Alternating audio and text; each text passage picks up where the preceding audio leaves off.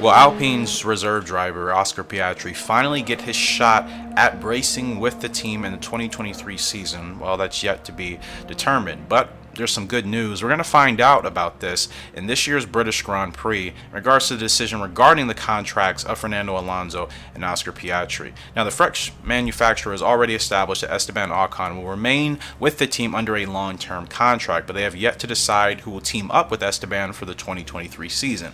Now, Fernando Alonso is currently out of his contract at the end of this year, but he does appear eager to carry on after making such a strong return to F1 last season. The Spaniard has especially impressed with his speed this year, even though bad luck has cost him several opportunities and some scoring points. Some fans seem to think that maybe it's some karma back from his McLaren days and his frustration with the car and the team back then.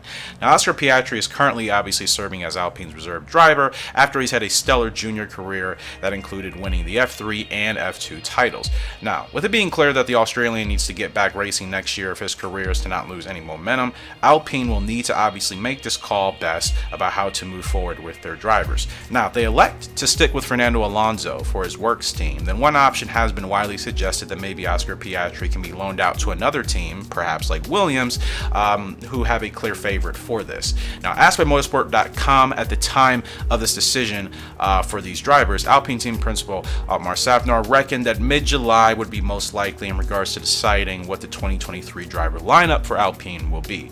Now, he says, quote, "We haven't thought through that yet, but it's a bit early," he says. Around Silverstone, we'll be talking about it in more detail. And of course, amid recent speculation that Williams could even make a driver change mid-season, which I hope they do, unfortunately for Nicholas Latifi's sake, because he's just not helping that team out and he's being outperformed by Alex Albon. There has been some talk about Piastri possibly moving to Williams at the end of this current season. Now, Safnauer was clear that no discussions had taken place on this front, although he would be open to finding an opportunity for Oscar Piastri.